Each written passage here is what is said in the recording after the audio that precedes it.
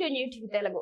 తెలంగాణ ముఖ్యమంత్రి రేవంత్ రెడ్డికి BRS MLC Kalvakuntla Kavitha బహిరంగ లేఖ రాశారు. స్థానిక సంస్థల ఎన్నికల్లో బీసీల రిజర్వేషన్లను 42% పెంచడానికి ఇంకెంతకాలం తాత్సారం చేస్తారని కవిత ప్రశ్నించారు.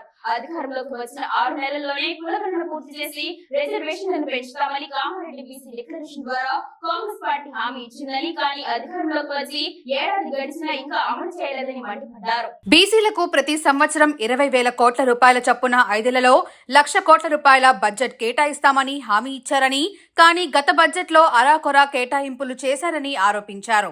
సీఎం రేవంత్ రెడ్డి అధికారంలోకి వచ్చిన మొదటి ఏడాదే కామారెడ్డి డిక్లరేషన్ను ఉల్లంఘించారన్నారు. కాబట్టి కాంగ్రెస్ ప్రభుత్వం పట్ల బీసీ వర్గాల్లో ఏమాత్రం విశ్వాసం లేదని విమర్శించారు. ఈ వైఖరితో రాష్ట్రంలో బీసీలకు తీరని అన్యాయం జరుగుతుందన్నారు.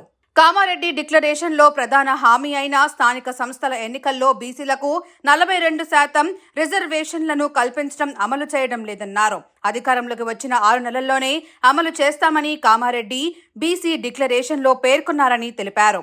బీసీ గణనను అశాస్త్రీయంగా నిర్వహించారని, డెడికేటెడ్ కమిషన్ పేరిట కాలయాపన చేసే ఆలోచన కనిపిస్తుందన్నారు. కాంగ్రెస్ పార్టీకి బీసీలు అంటే చులకన ఎందుకని ప్రశ్నించారు. రాష్ట్రంలో గ్రామ పంచాయతీల పదవీకాలం ముగిసి దాదాపు ఏడాది అవుతుందని, మండల జిల్లా పరిషత్ల పదవీకాలం కూడా ముగిసిందని గుర్తు చేశారు. కానీ రిజర్వేషన్లను పెంచి ఎన్నికలను నిర్వహించాలనే ఆలోచన ప్రభుత్వానికి రాలేదని విమర్శించారు.